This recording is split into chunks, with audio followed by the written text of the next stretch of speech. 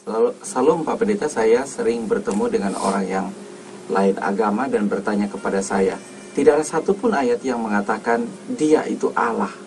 Tolong Bapak jelaskan. Tidak ada satu ayat pun yang mengatakan bahwa dia itu Allah. Loh, terlalu banyak ayat yang mengatakan dia itu Allah. Yesaya 9 ayat 5 misalnya ya. Yesaya 9 ayat 5 itu kan jelas nubuat tentang Yesus. Saya bacakan Yesaya pasal 9 ayat yang kelima. Sebab seorang anak telah lahir untuk kita. Itu kan Yesus. Seorang putra diberikan untuk kita. Itu Yesus. Lambang pemerintahan di atas bahunya. Namanya disebut orang penasihat ajaib, Allah yang perkasa. Lah itu, Yesus disebut sebagai Allah. Ya. Roma pasal 9 ayat yang kelima.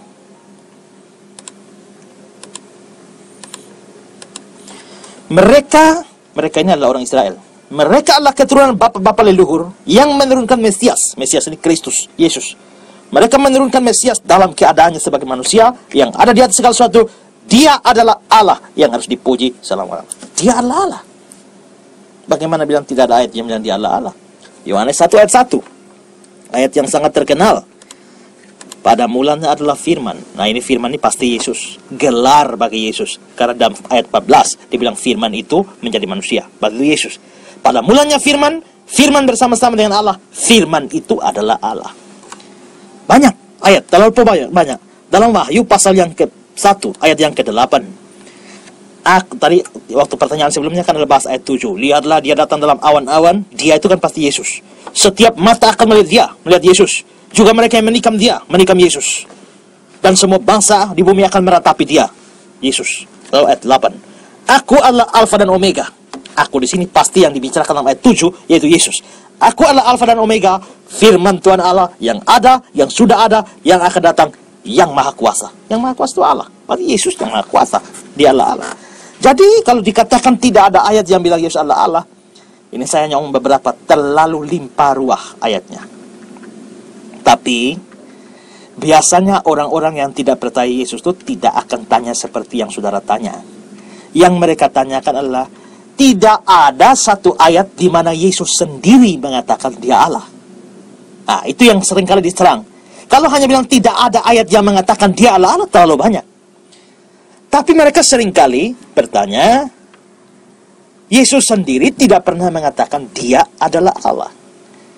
Pertanyaan saya adalah, apakah kita hanya boleh percaya kepada identitas seseorang kalau orang itu yang mengatakan sendiri? Apakah kalau orang lain yang mengenal dia mengatakannya, itu otomatis atau pasti jadi salah? Sekarang saudara ya, misalnya saudara itu punya bapak. Saudara punya bapak namanya Amos.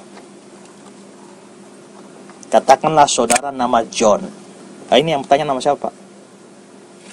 Ya, yang tadi tanya ini nama siapa? Namanya Seltiel. Ya, saudara Seltiel. Katakanlah saudara punya bapak nama Amos. Saudara tidak pernah jalan-jalan lalu ketemu. Tolong, saudara tidak pernah bilang, bapak saya nama Amos. Bapak saya nama Amos. Saudara tidak pernah ngomong. Tapi tiba-tiba, ya, saya ketemu adik saudara.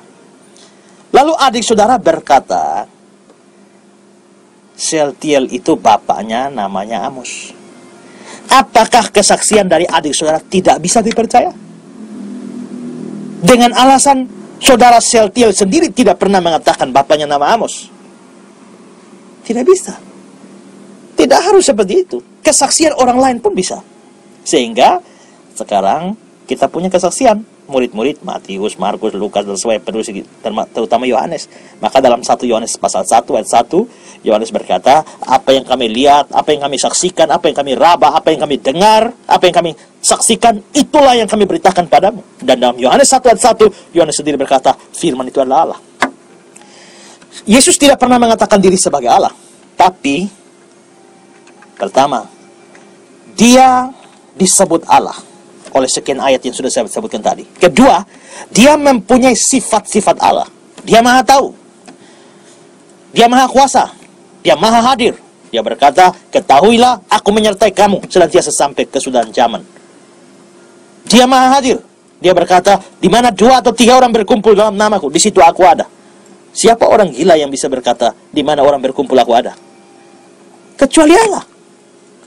Ketiga, dia bisa melakukan pekerjaan-pekerjaan yang hanya bisa dilakukan oleh Allah. Misalnya, mengampuni dosa. Dalam Markus pasal 2, dia ketemu orang lumpuh, dia bilang, hai anakku, dosamu sudah diampuni. Lalu orang Farisi, orang Yahudi berkata, ahli Taurat berkata, siapa orang ini kok bisa mengampuni dosa? Hanya Allah yang bisa ampuni dosa. Memang hanya Allah yang bisa ampuni dosa. Kalau Yesus mengampuni dosa, berarti dia Allah. Dalam Yohanes 1 ayat 3, segala sesuatu diciptakan oleh dia. Siapa yang bisa cipta alam semesta? Pasti Allah. Yesus menciptakan alam semesta, dia Allah. Baca juga Ibrani 1 ayat 3 mengatakan demikian. Jadi Yesus punya sifat-sifat Allah, punya nama-nama Allah. Waktu namanya Allah, waktu dia datang, Immanuel, Allah beserta kita. Yesusnya yang datang, tapi Allahnya beserta kita. Berarti namanya nama Allah. Dia disebut sebagai Allah. Sifatnya Allah. Pekerjaan-pekerjaannya, tindakan-tindakannya hanya bisa dilakukan oleh Allah. Maka boleh disimpulkan bahwa dia memang adalah Allah. Lalu saudara, saya tambahkan satu hal. Dia tidak pernah mengatakan dia Tuhan atau dia Allah. Tapi, pada saat orang mengatakan dia Tuhan dan dia Allah, dia tidak pernah protes. Misalnya saudara, saya ini tidak pernah mengatakan bahwa saya ini orang Rote. Tapi begitu ada orang ketemu saya lalu bilang, oh Pak Esra orang Rote, saya tidak protes. Kalau saya tidak protes atau tidak membantahnya, berarti secara pasif saya mengakui dan menerima omongan itu, saya adalah orang Rote. Demikian juga Yesus tidak pernah mengatakan, aku Allah, aku Allah. Tapi begitu orang lain mengatakan, menyebut dia Allah, dia sendiri tidak pernah protes, tidak pernah menganulir. Siapa yang pernah mengatakan bahwa dia Allah? Yohanes pasal yang ke-20, ayat 27. Kemudian dia berkata kepada Thomas, taruhlah jarimu di sini, lihatlah tanganku, ulurkanlah tanganmu, cucukkanlah ke dalam lambungku, janganlah engkau tidak percaya lagi, melainkan percayalah. Thomas menjawab dia, ya Tuhanku dan Allahku. Lalu ayat 29, kata Yesus kepadanya, Thomas, jangan omong begitu, aku bukan Tuhan dan Allah. Begitukah? Tidak. Yesus justru berkata, karena engkau melihat aku, engkau percaya, berbahagia yang tidak melihat namun percaya. Tapi Thomas berkata, ya Tuhanku dan Allahku. Tapi Yesus tidak pernah protes. Ya berarti dia memang Tuhan dan Allah. Jadi tidak perlu dia omong langsung pun, dari segala hal kita mesti percaya dia memang Tuhan dan Allah. Kalau mau dipaksa, dia tidak pernah melihat Tuhan. Saudara lihat Yohanes 13 ayat 13. Dalam Yohanes 13 ayat 13 dikatakan, kamu menyebut aku guru dan Tuhan, dan katamu itu tepat, sebab memang akulah guru dan Tuhan.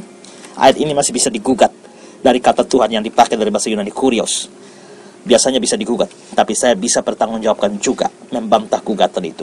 Ya, jadi tetap harus bisa dipercaya. Kalau percaya seluruh kitab suci firman Tuhan, harus percaya Yesus adalah Tuhan dan Allah dalam pengertian